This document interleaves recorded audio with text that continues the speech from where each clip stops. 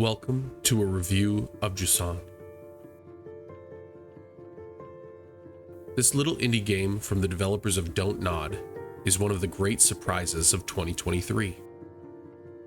With an ingenious movement mechanic and an endearing story layered out in notes left behind by people past, this game shines amongst a littered landscape of fantastic games this year.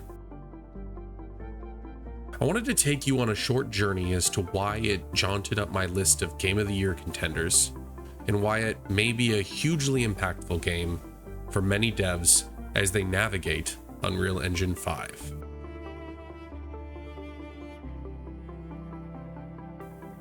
First, the narrative. Jusant in French means ebb tide, which is very fitting in this world. We begin our game with our main protagonist, who remains unnamed and his obscenely adorable pal, on a quest to climb an enormous tower. As we traverse, we will see countless shipwrecks of a society long past. There was water, the lifeblood of a once thriving people, now dry and desolate. The tower resembles a massive coral instead of any mountain we are familiar with. Something happened here, and we must ascend to discover the mysteries.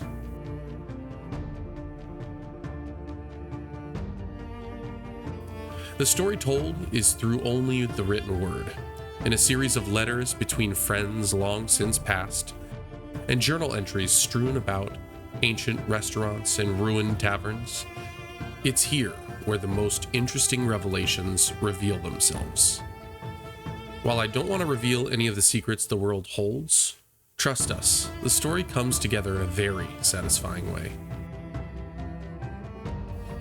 Now let's talk game design. This section is one of the more interesting parts of the game.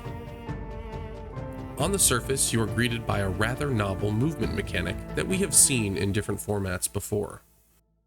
The right trigger is your right hand grip, and the left trigger is your left hand grip. By alternating which hand you have gripped, you can navigate up the mountain using only the thumbstick and your pointer fingers. This starts off quite daunting, but before long you'll find yourself shimmying up the sides of cliffs like a professional climber. It's when this clicks that the gameplay becomes so therapeutic. Like a Zen dance, constantly urging you to keep progressing in an almost rhythmic way. They layer on additional mechanics as the chapters progress, first with anchor points, then with bug-like moving handholds that will carry you up as long as you don't hold on too long. Eventually, to a very interesting wind mechanic. While I would have liked to see sections really test your skills, it's obvious the developers intended this to be a relaxing and contemplative experience, and it excels at this, never straying into the deeper end of difficulty. And finally, visuals and sound. Let's begin with what this game means for the industry. I am truly blown away at what the team at Don't Nod have done here with the tools Unreal Engine 5 have granted them. They take full advantage of every major feature, like nanite, which allows them to have an insane amount of geometric detail with virtually zero pop-in. The world feels whole in a way that most games only dream of. They also fully utilize the incredible Lumen lighting system, which is a ray-traced system that allows for insanely realistic light bounce. This allowed the artists to craft some incredible environments that are lit only by the spilling of light from the sun or bioluminescent plants and creatures. And all at an almost locked 60 FPS on Xbox Series X where I played it.